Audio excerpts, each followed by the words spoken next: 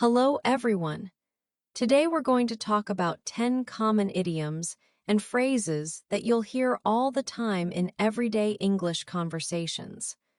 I'm so excited to share these with you because they're the exact phrases and idioms that native speakers use naturally, without even thinking. Just yesterday I was at a coffee shop and I overheard this conversation between two friends. One of them said, "It's my first time trying this drink," and the other replied, "Sure thing, you'll love it." Then they started talking about an old friend they hadn't seen in a while, saying long time no see when they spotted her across the room. It got me thinking about how many of these natural phrases we use every single day, and how learning them can make your English sound so much more fluent and natural. Before we start, I have a small favor to ask.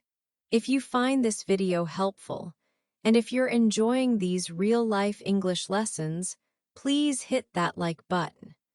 It really helps our channel grow and motivates us to create more content like this, and helps other English learners find our content too. Also, drop a comment. I read every single comment and love hearing from you. And if you haven't subscribed yet, please do. We create new English learning videos every day, and you won't want to miss them. All right, let's dive in. Number 1, it's my first time. This is such a useful phrase that you'll probably use within your first week of learning English. It's my first time simply means that you're doing something for the very first time. You've never done this activity, been to this place, or tried this thing before. I remember when I moved to a new city for college. Everything was new and exciting, but also a little scary. When my roommate invited me to try sushi, I had to tell her, "It's my first time eating raw fish." She was so understanding and helped me choose something mild to start with. For example, if you visit New York City and you've never been there before, you might say, "It's my first time in New York, and I'm so excited to see the Statue of Liberty."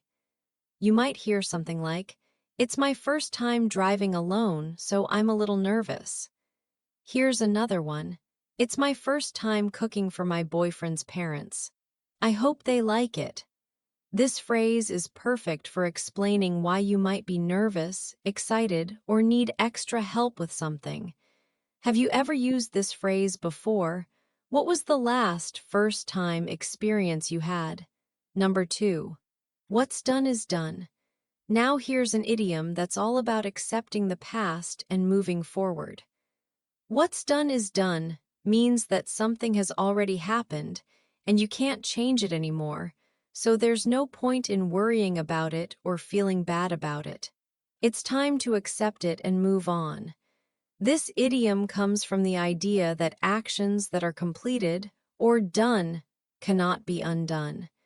It's like trying to put toothpaste back in the tube. It's just not possible. My grandmother used to say this to me all the time when I was a teenager and would stress about mistakes I made. I'll never forget when I accidentally sent a text message complaining about my boss to my boss instead of my friend. I was panicking, but my coworker calmly said, "What's done is done. Now you need to figure out how to handle this situation professionally." For example, if your friend is still upset about failing a test last week, you might say, "I know you're disappointed, but what's done is done. Let's focus on preparing for the next one." You might hear something like, "I wish I hadn't quit my job so suddenly, but what's done is done. Now I need to find a new one."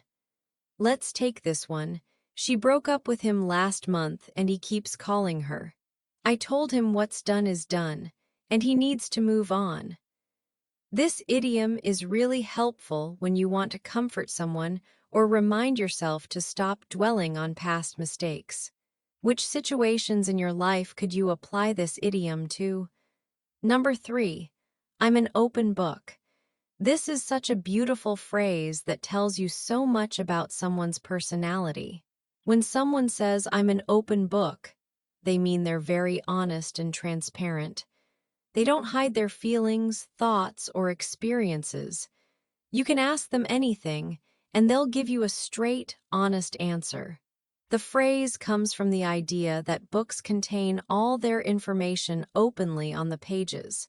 Nothing is hidden. If someone is like an open book, you can read them easily because they're not trying to hide anything from you. I have a friend named Sarah who is completely an open book. When we first met, I was surprised by how quickly she shared personal stories and feelings.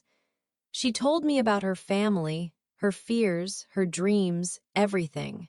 At first, I thought it was strange, but then I realized how refreshing it was to be around someone so genuine and honest. For example, if someone asks you about your past relationships and you're comfortable sharing, you might say, "I'm an open book, so ask me anything you want to know." You might hear something like, "My sister is an open book. She tells everyone about her problems and her feelings." Here's another one. "I don't like people who play games in relationships. I prefer someone who's an open book." Some people are naturally open books, while others are more private. Both types are perfectly normal. Are you more of an open book, or do you prefer to keep some things private? Number 4, out of sight, out of mind. This idiom describes something that happens to all of us, probably more often than we'd like to admit. Out of sight, out of mind means that when you can't see something or someone, you tend to forget about them or think about them less. It's like they disappear from your thoughts when they're not physically present. This saying has been around for centuries because it describes such a common human experience. When things aren't right in front of us, we naturally think about them less. It's not necessarily good or bad, it's just how our brains work. I experienced this perfectly when I moved away from my hometown for university. I had a best friend who I talked to every single day in high school. We promised we'd stay in touch, call each other every week, and visit often.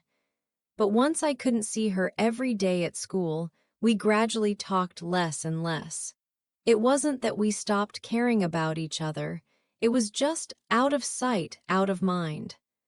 For example, if your friend keeps forgetting to water her plants because she put them in the basement, you might say, "You should move them somewhere you can see them every day, because out of sight, out of mind." You might hear something like, "I need to keep my vitamins on the kitchen counter, because if I put them in the cabinet, it's out of sight, out of mind." Let's take this one. He used to miss his ex-girlfriend terribly, but after she moved across the country, it became out of sight, out of mind. This idiom can apply to habits, relationships, responsibilities, or anything really. Can you think of something in your life that's out of sight, out of mind? Number 5, keep up the good work. Here's one of the most encouraging phrases you can hear.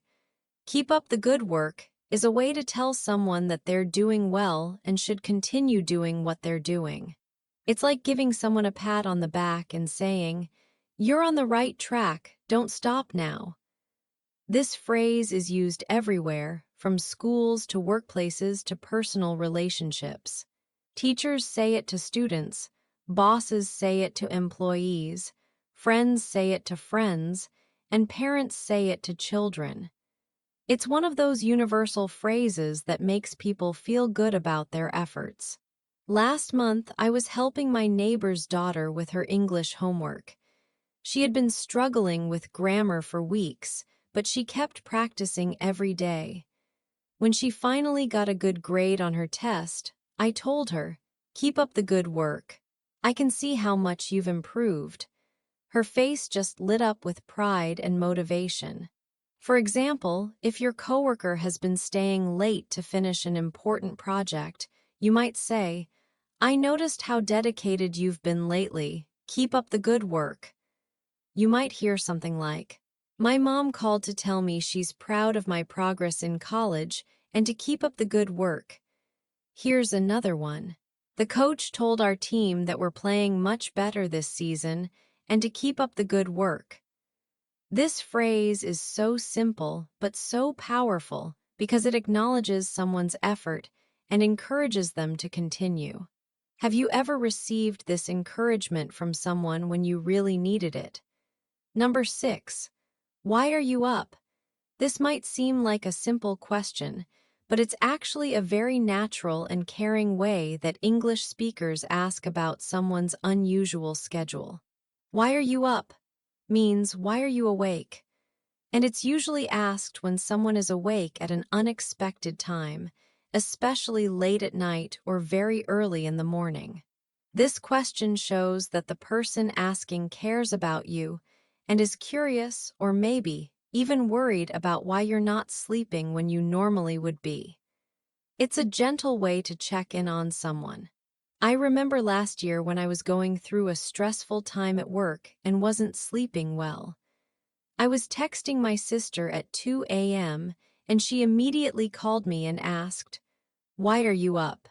Is everything okay?" It led to a really good conversation about what was bothering me, and I felt so much better afterward. For example, if you're scrolling through social media at 3 a.m. and you see your friend posting, you might text them, "Why are you up? Can't sleep?" You might hear something like, "I called my mom this morning at 6 a.m. and she asked, 'Why are you up so early on a Saturday?'" Let's take this one. My roommate came into the kitchen at midnight and saw me studying, and she asked, "Why are you up? Don't you have to work tomorrow?" This question opens the door for someone to share if they're having trouble sleeping, if they're excited about something, if they're worried, or if they just have a different schedule than usual. When was the last time someone asked you this question? Number 7. Long time no see. Oh, this is one of my absolute favorite phrases because it's so warm and friendly. Long time no see is what you say when you meet someone you haven't seen in a while. It could be weeks, months, or even years. It's a casual, happy way to acknowledge that it's been too long since you last saw each other. Interestingly, this phrase probably came from Chinese English speakers who translated a Chinese greeting directly into English. Even though it's not grammatically perfect in English, it became so popular that now everyone uses it. It's much more casual and friendly than saying, "I haven't seen you in a long time." Just last weekend, I ran into my high school math teacher at the grocery store. I hadn't seen her in probably 5 years. The moment we recognized each other, we both smiled and said at the exact same time, "Long time no see." It was such a perfect, natural moment that made us both laugh. For example, if you bump into a college friend at a coffee shop after not seeing them for 2 years, you might say, "Sarah, long time no see. How have you been?" You might hear something like, "I went to my hometown last month and saw my childhood neighbor, and the first thing she said was, 'Long time no see.'" Here's another one. My cousin showed up at our family dinner unexpectedly, and my grandmother hugged him and said, "Long time no see." Sweetheart, this phrase always makes encounters feel warm and happy because it acknowledges the time apart, but focuses on the joy of being reunited. Who would you love to say, "Long time no see" to? Number 8. It was on sale. Shopping just got a whole lot more exciting with this phrase.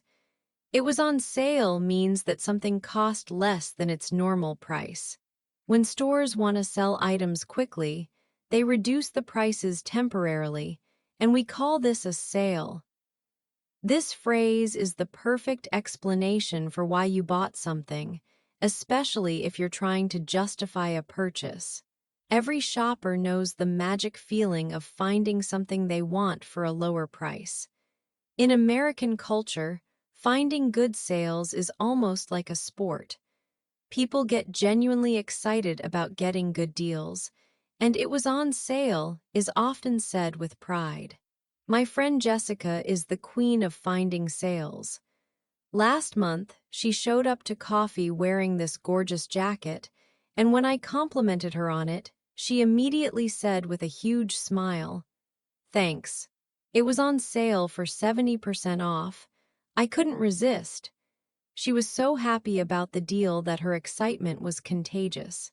For example, if your roommate asks why you bought 5 bottles of shampoo, you might explain, "They were on sale, buy 2 get 3 free, so I stocked up." You might hear something like, "I wasn't planning to buy these shoes, but they were on sale and in my exact size, so I took it as a sign."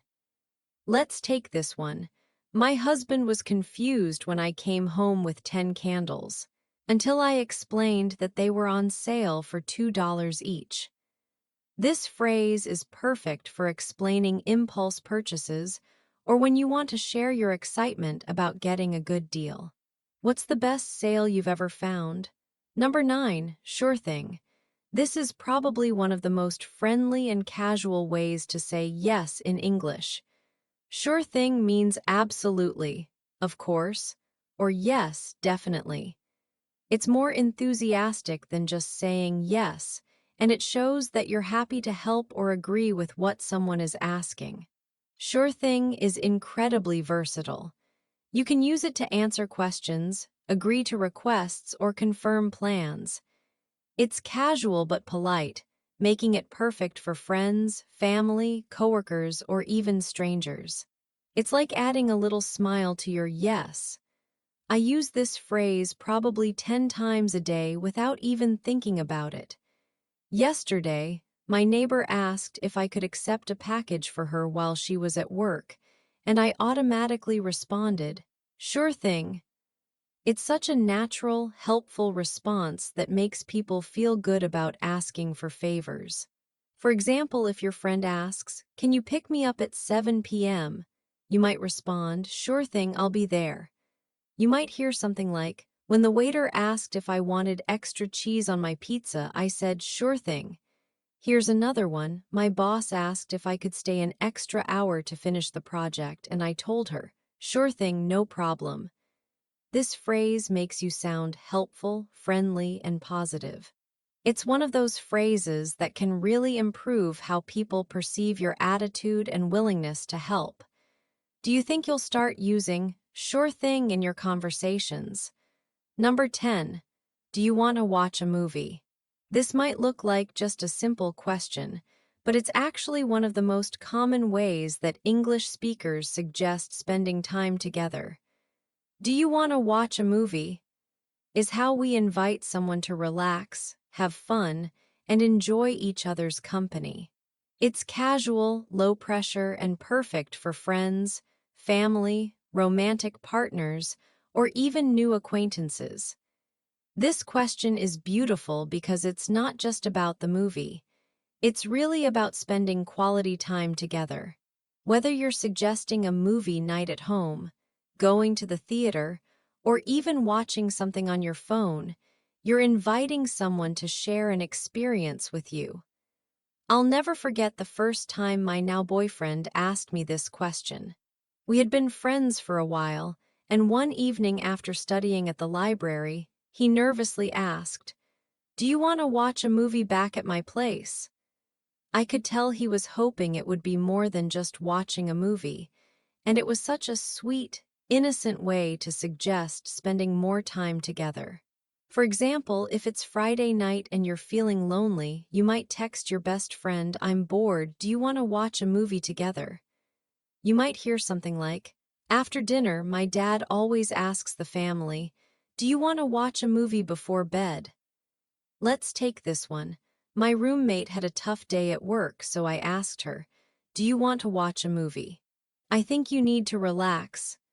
This question is perfect for any relationship because it's comfortable, relaxing, and gives you time to talk and connect. It's also a great way to cheer someone up or celebrate something together. What's your go-to movie when someone asks you this question? Wow, we've covered so many useful phrases today. From "it's my first time" to "do you want to watch a movie?" These are the kinds of expressions that will make your English sound natural and fluent. The beautiful thing about these phrases is that you'll probably use most of them within the next week if you start paying attention to conversation opportunities. Remember, learning English isn't just about grammar rules and vocabulary lists. It's about understanding how people really talk to each other every day.